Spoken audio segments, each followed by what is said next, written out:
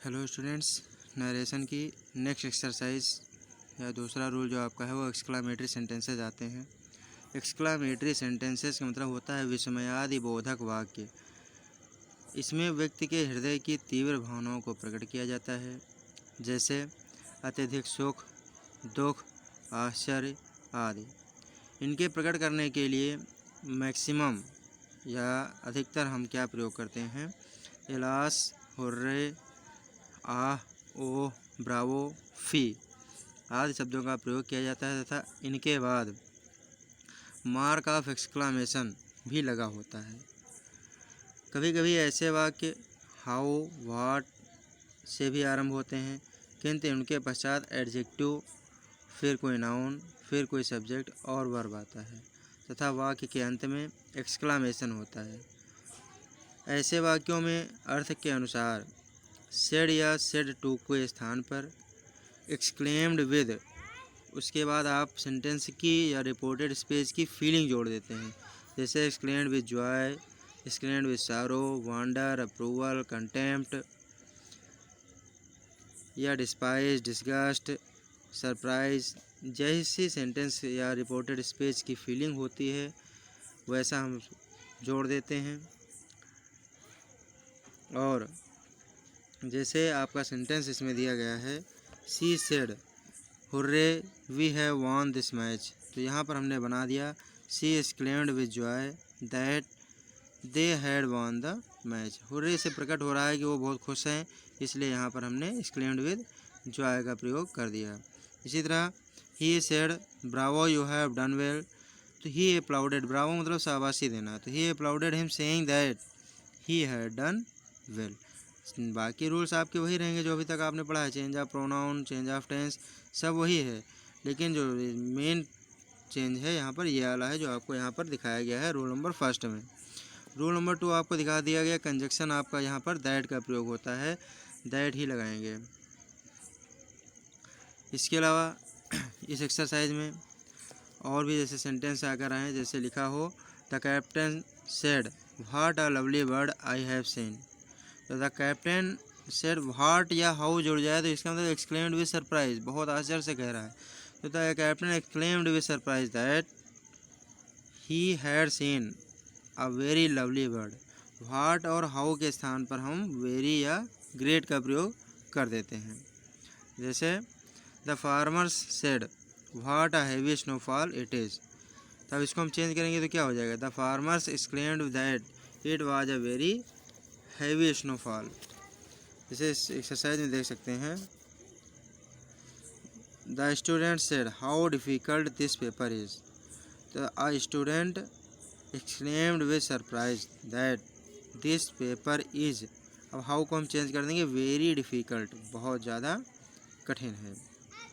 The children said alas we are too young to go alone, तो the children exclaimed with, alas का मतलब दुख से, sorrow, that they were too young to go alone. Are को हमने वर में change कर दिया, वी को हमने चिल्ड्रन के अकॉर्डिंग दे में चेंज कर दिया। बाकी रूल्स हमारे वही रहे, लेकिन जो मेन जो हमारा चेंज हो वो क्या हुआ? एलास, एलास की जगह पर एक्सक्लेम्ड विद सारो हमने चेंज कर दिया। ये आपका एक्सक्लामेटरी सेंटेंस था। बहुत कम सेंटेंस इसमें पूछे जाते हैं, फिलहाल इतना ही आपका बहुत है, सफिशिएंट है। इसके बाद आपकी है ऑप्टेटिव सेंटेंस। ऑप्टेटिव सेंटेंस में ऐसे वाक्यों में इच्छा, शुभकामना, आशीर्वाद या श्राप देना आदि बातें पाई जाती हैं। अधिकतर इन वाक्यों में मैं का प्रयोग होता है, किंतु कभी कभी मैं नहीं दिया होता है, बल्कि वाक्य के अर्थ से इच्छा, शुभकामना या श्राप का भाव प्रकट हो जाता है। ऐसे रूल सेंटेंस को बनाने में क्या करते हैं? सेंटेंस की पहचान यहाँ पर लिखी गई है, may plus subject plus main verb की first form plus object plus mark of exclamation होता है इसमें भी। रूल नंबर फर्स्ट, से और said change according to their meaning with wish wished, pray prayed, curse cursed, bless blessed. जैसा sentence की meaning होगी उसी अकॉर्डिंग हम इसको चेंज कर देंगे। Inverted comma will change into that. अब जो स्ट्रक्चर चेंज होकर आ रहा है, may plus subject plus main verb की first form plus object plus mark of exclamation. और जब हम इसको नरेशन बनाएंगे इनडायरेक्ट में चेंज होके जाएगा, तो आपका सब्जेक्ट मे का माइट हो जाएगा, मेन वर्ब की फर्स्ट फॉर्म प्लस ऑब्जेक्ट और मार्क ऑफ एक्सक्लामेशन हटके बन जाएगा आपका फुल स्टॉप। एग्जाम्पल देखिए, he said may God bless you, तो ईश्वर आपको सद्बुद्धि, ईश्वर आपको आशीर्वाद दे।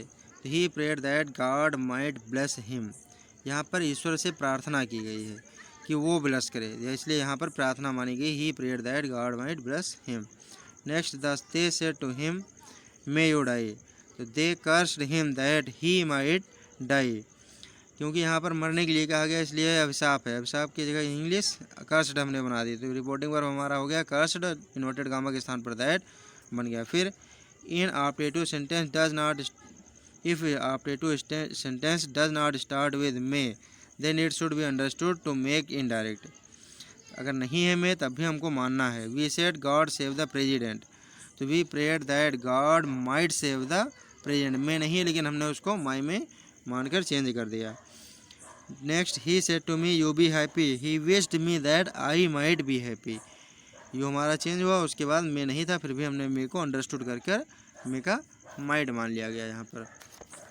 ऐसे सेंटेंस को बनाने के लिए केवल आपको 2-3 चीज़ें याद रखनी है कि अगर आशीर्वाद है तो ब्लेस्ड, प्रार्थना की गई तो प्रेयर्ड, इच्छा प्रकट की गई तो विश्ड, और अभिशाप दिया गया तो कष्ट का प्रयोग करके सेंटेंस को हम बना लेंगे। ओके स्टूडेंट्स, इसको आप ठीक से पढ़ेंगे और इसे एक्सरसाइज आप करेंगे। बाकी जो आपकी क्वेरीज़ हैं वो हमारे नंबर पे फ़ोन करके आप पूछ सकते हैं। ज़्यादा से ज़्यादा वीडियोज़ को देखते रहिए और उनको शेयर करते रहिए। Thank you students. और ये भी बताते रहिए कि आपको हमारे वीडियोज़ कैसे लग रहे हैं, कमेंट्स में ज़रूर कमेंट कर दिया करिए, जिससे हमें लगे कि हाँ बच्चे हमारे वीडियोज़ को देख रहे हैं, उन्हें अच्छा लग रहा है या नहीं अच्छा लग रहा है, या क्या चीज़ें उनको और चाहिए, इन सब चीज़ों को आप कमेंट में लिख सकते हैं। या ऐसी एक्सरसाइजेज या जो सेंटेंस आपने पहले पढ़े हैं रूल्स, उनके बारे में अगर कुछ पूछना है वो भी आप कमेंट में लिख के हमें बता सकते हैं। Okay students, thank you.